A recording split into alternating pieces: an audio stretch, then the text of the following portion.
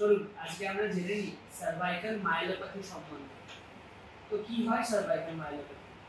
Cervical myelopathy হচ্ছে আমাদের ঘাড়ের স্পাইনের যে হাড়গুলো থাকে সেগুলো বয়স বাড়ার সাথে সাথে ঘুষে যেতে থাকে এবং হাড়ের মাঝে যে ডিস্ক বা কুশনগুলো থাকে সেগুলো অনেক সময় খেলে পিছন দিকে বেরিয়ে আসে। ফলে ঘাড়ের মধ্যে দিয়ে যে স্পাইনাল কর্ডটা যায় সেটা অনেক সময় চাপের মধ্যে পড়ে।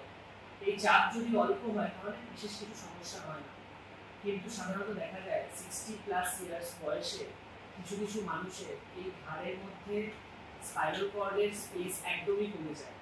তখন তাদের যেটা হয়, আমি এটাকে বলি স্লো প্যারালিসিস স্টার্ট হয়। মানে দুটো হাতে দুটো পায়ে ঝিমঝিম করা, অবশ ভাব, ধীরে ধীরে জোর কমে যাওয়া, হাঁটতে গেলে পড়ে যাওয়ার একটা টেন্ডেন্সি থাকা, ইনকোঅর্ডিনেশন মানে ব্যালেন্স চলে যাওয়া, হঠাৎ করে কারেন্ট শক লাগার মতো ফিলিং হওয়া, জ্বালা জ্বালা করা এবং ইউরিন করার সময় আটকে আটকে হওয়া, কোষ্ঠকাঠিন্য হওয়া, এই সমস্ত সিমটম হয়।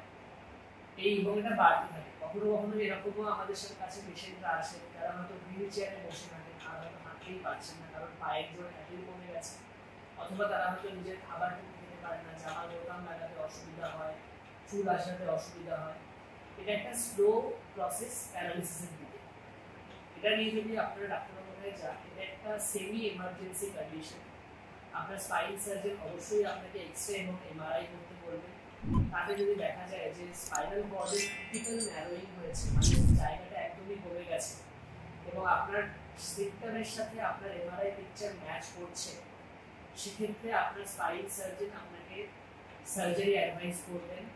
এই কন্ডিশনটার সাধারণত কোনো কনজারভেটিভ মেথড নেই, মানে আপনি ওষুধ খেয়ে ফিজিওথেরাপি করে ট্র্যাকশন দিয়ে আপনার স্পাইনাল কর্ডের জায়গা বাড়বে না।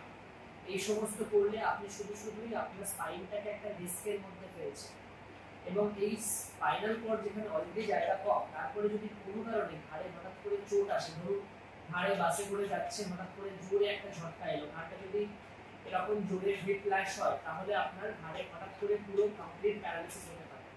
তাই এই ব্যাপারটা একদমই ইগনোর করা উচিত নয় এবং স্পাইন সার্জনের অ্যাডভাইস মতো আপনি যদি সার্জিক্যাল ইন্টারভেনশন করান তাহলে আপনার পেশেন্টের এই সমস্ত প্যারালিসিস থেকে ভালো হয়ে যাওয়ার একটি খুবই ভালো সম্ভাবনা আছে এবং পেশেন্ট একটা হ্যাপি প্রোডাক্টিভ লাইফ লিড করতে পারবে।